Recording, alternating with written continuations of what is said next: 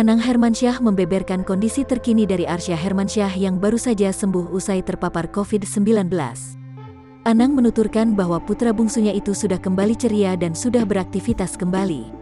Alhamdulillah udah ceria kembali, udah baik, udah berkegiatan kembali, kata Anang Hermansyah saat ditemui di kawasan Pondok Indah, Jakarta Selatan, Selasa, tanggal 27 Juli tahun 2021. Selama terpapar COVID-19, Arsya hanya menjalani perawatan di rumah dan diurus oleh Anang serta Ashanti. Iya, kita tanganin sendiri aja kemarin, ucapnya. Setelah kondisi Arsya membaik pasca terpapar COVID-19, Anang mengatakan bahwa Arsya sekarang jadi lebih gemuk. Sekarang udah sehat dan udah makin gemuk ya, hebat banget dia, ucapnya. Arsya Hermansyah terpapar COVID-19 usai beberapa kerabat bertandang ke rumah Anang dan Ashanti. Rupanya ada satu saudaranya yang dinyatakan positif COVID-19 dan tak berselang lama Arsya panas tinggi. Ketika dites SWAB, putra bungsu Anang dan Ashanti itu positif COVID-19.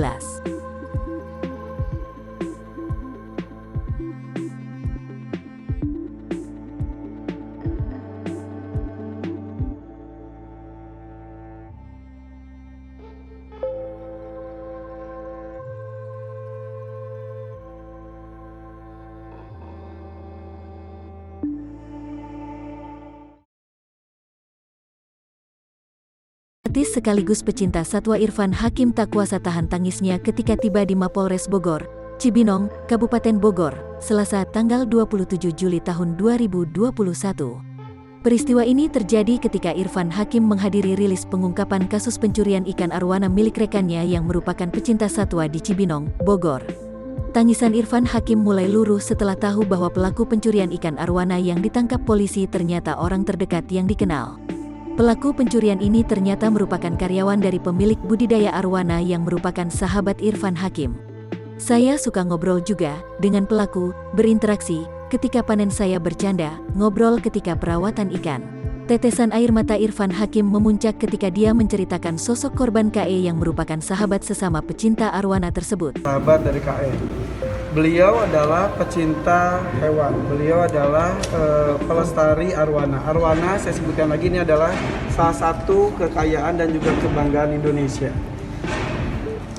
Tahun 70 kita masih mengkonsumsi arwana, tapi beliau di tahun 70-an sudah mulai membudidayakannya karena beliau melihat ini benar-benar cantik dan juga ini benar-benar bisa menjadi aset bangsa. Berpuluh-puluh tahun sampai sekarang sudah kurang lebih 30 tahun lebih beliau sudah melestarikan ikan ini didampingi oleh orang-orang kepercayaannya. Sayang sekali salah satu orang kepercayaannya justru mengkhianati beliau. Saya agak emosi karena